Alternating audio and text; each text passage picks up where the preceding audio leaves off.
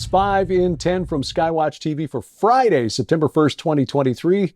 I'm Derek Gilbert. Our Friday 5, the 5 big stories of the week as we head into the weekend. Please remember, subscribe if you're watching on YouTube. At 5 in 10 is the address.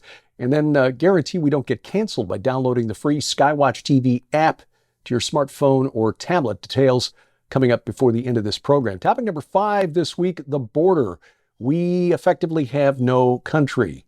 This week, we learned the White House confirmed that a smuggler with ties to the Islamic State, ISIS, is helping people cross the border from Mexico into the United States. CNN had earlier reported that the FBI is investigating more than a dozen Uzbeks who entered the southern border earlier this year. This investigation launched after intelligence officials discovered that migrants traveled here with the help of a smuggler connected to ISIS.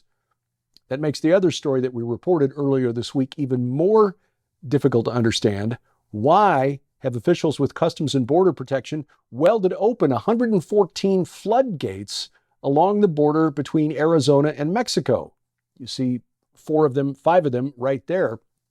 These are in what we call gullies or washes that flood every year during the monsoon season. Typically, they're opened up to prevent debris from smashing up against the border wall and compromising the integrity of the border fence. Also allows for a species of endangered deer or antelope to migrate back and forth between the U.S. and Mexico.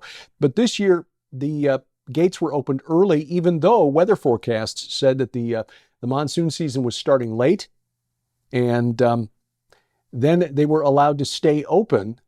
When local Border Patrol decided to close the gates, they were ordered by a number of organizations, a number of government offices, including the Forestry Service, to leave them open. And then on the order of CBP officials in Washington, D.C., the gates were welded open to keep them open. And this is allowing as many as 1,400 illegals to cross the border every single day from as far away as China. And again, since we now know that at least one smuggler is connected to the Islamic State, an organization that holds no love for the United States, why are we allowing the mind reels?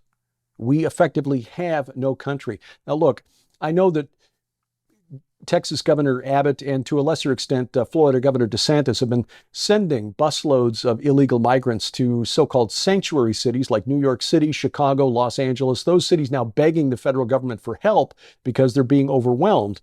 But while Republicans are celebrating, owning the libs, the fact remains that these illegals are still in the country.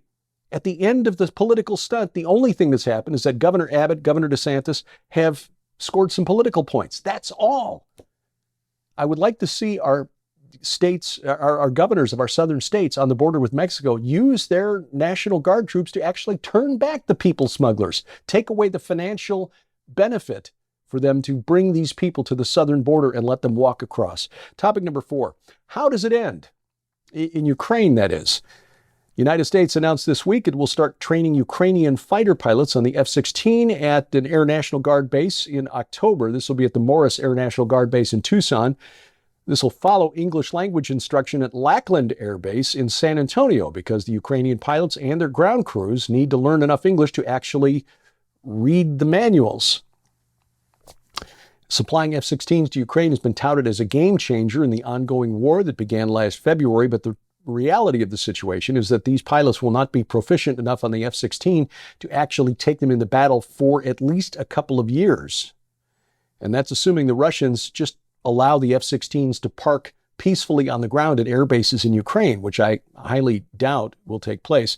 It will be years before they go into battle, and the life expectancy of the pilot when they actually engage Russian air defenses is not a certain thing. The war, in fact, may not even last long enough for these F-16 pilots to see any action. Up to 10,000 Ukrainian soldiers being trained by Dutch, Danish, and German officers at a base in Germany. But as Financial Times found when they wrote a story on it published this past week, the conscripts being sent by Ukraine to for military training are as old as 71 years of age.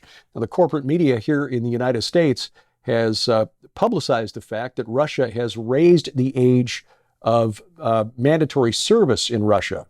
You know, all men of military age are required to do 1 year of service. They've raised that age now to 27. But the fact is that in Ukraine, all men between the ages of 18 and 60 are supposed to remain at home and wait to be possibly called up and called into service. Regardless of how you feel about who's responsible for the war in Ukraine, the bottom line is this: people are dying, and there doesn't seem to be any good reason on one side or the other. The one thing I hope we can agree on is that this war should end sooner rather than later. Topic number 3, BRICS.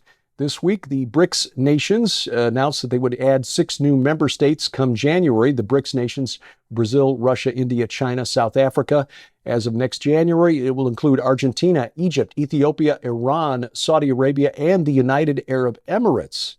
This bigger BRICS alliance means that BRICS will represent about 46% of the world's population, about 37% of global GDP, still smaller than the G7 nations in terms of gross domestic product, but BRICS would now consist of some of the world's largest oil producers. In addition to Russia, Saudi Arabia, UAE, Egypt, Nigeria, also looking at membership, may join the group when the bloc expands at its next summit, which will be next summer in Russia, 2024. And that may have implications for the dollar as the world's de facto reserve currency, because currently all oil transactions on international markets are done in dollars.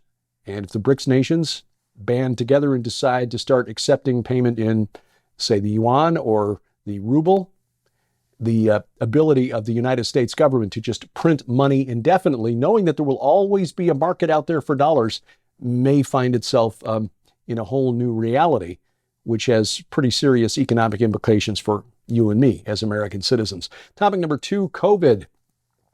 Be afraid, be very afraid. President Biden last Friday announcing he's going to ask Congress for more money to develop yet another COVID vaccine that followed a recorded rise in COVID-19 cases in some regions, which was accompanied by, as we told you earlier this week, the return of mask mandates. Some college campuses, some offices insisting on masks once again, despite the growing body of evidence that the masks really don't do anything to slow the spread of respiratory viruses. They're just too small for the virus. It's like trying to keep mosquitoes out of your yard with a chain link fence. Anyway, new vaccines containing the version of Omicron called XBB.1.5 already being developed by Pfizer, Moderna, Novavax. But the virus continues to mutate, which is exactly what coronaviruses do. A new variant called Pirola has been detected in Canada. Media reports are always sure to mention that it's the most highly mutated version of the coronavirus since Omicron emerged in 2021. Pirola not yet declared a virus or a variant of concern. Just know that highly mutated does not mean more dangerous. Coronaviruses or RNA-based viruses tend to mutate rapidly, but typically in the case of coronaviruses, they mutate rapidly to become more transmissible, but less dangerous. And that's exactly what's happened with SARS-CoV-2. Also this week, a new mask study done by a university in South Korea found that the N95 COVID masks, the gold standard of COVID masks, may actually expose users to dangerous levels of toxic compounds. Now, they did find that it may, in fact, be due to the plastic packaging the masks arrive in. So leaving them exposed to the air makes them less dangerous in that regard.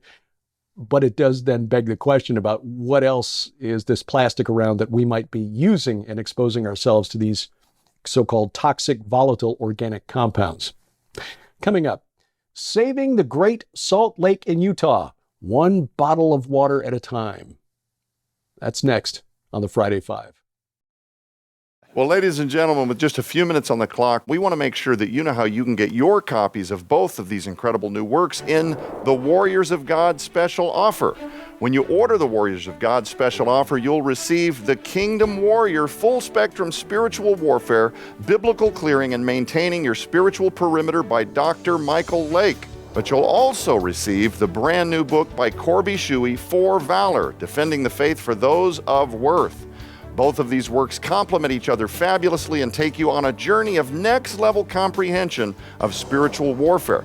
But that's not all. Right now, when you order the Warriors of God special offer, we're also including absolutely free the phenomenal 2-disc collection on DVD, The Final Countdown, featuring Dr. Thomas Horn, Allie Anderson, and Donna Howell on how the secrets hidden within the biblical feasts unveil the final countdown to the return of Jesus Christ and the rapture of the church.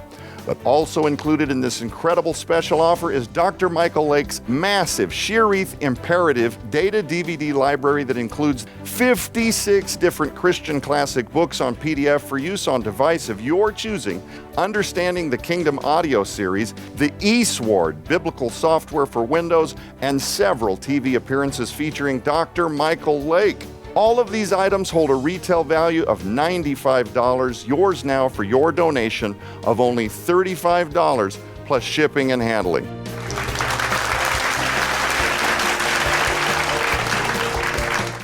Item number 1 today, the Great Salt Lake. It is drying up.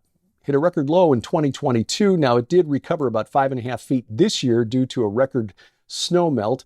But according to scientists who seem to call everything a record these days, the 250 billion gallons of water that poured into the Salt Lake this year will not be enough to save it. If we don't pump even more greenhouse gases into the atmosphere to make electric vehicles, to save the atmosphere, to save, the Great Salt Lake will dry up and go away. But a group of activists in Utah have a plan. It's a Mormon art collective called the Archive. They plan to refill the Great Salt Lake. Not just refill it, they want to extend the glory of the Great Salt Lake, return it to the grandeur of Lake Bonneville, which is the name scientists have given to the primordial lake that existed in the prehistoric past. It basically covered all of what is now present-day Utah. And they're going to drive all of humanity out of Utah by refilling the basin one bottle of water at a time.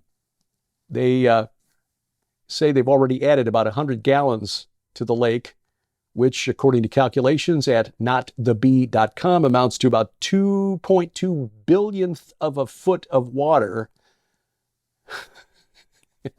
At that rate, the state of Utah will be underwater about the time the sun explodes and sucks the solar system into a black hole. Skywatch TV this week talking about spiritual warfare with Dr. Michael Lake and Corby Shuey. Their new books from Defender Publishing, The Kingdom Warrior and For Valor. And it is a fascinating conversation that's very timely given what's going on in the world around us. Our broadcast schedule for the main Skywatch TV program is posted at skywatchtv.com/channels. You can watch the program right now, of course, at skywatchtv.com. If you've got Roku or Apple TV, make sure you've got Skywatch TV's channel for that set-top box. You can watch the program on your big screen right there. You can also check it out at our YouTube channel for the main Skywatch TV program called at Skywatch TV Now, or Rumble. Of course, Rumble's got all of our video content there. But best of all is download our free mobile app. This app brings all of our video content to you, along with a Bible with multiple translations, an audio Bible, mind you, calendar of upcoming events, news updates 3 times a week, a place to donate if you're so led, and much more. It is absolutely free. You can use Apple's AirPlay or Google's Chromecast to send video content to your smart TV, and available for iOS, Android, and Amazon Kindle Fire phones and tablets. We have links to all of those app stores at our website, skywatchtv.com. You'll find the link in the top menu bar. Thank you for watching as we keep watch. I'm Derek Gilbert, and this is 5 in 10 from Skywatch TV.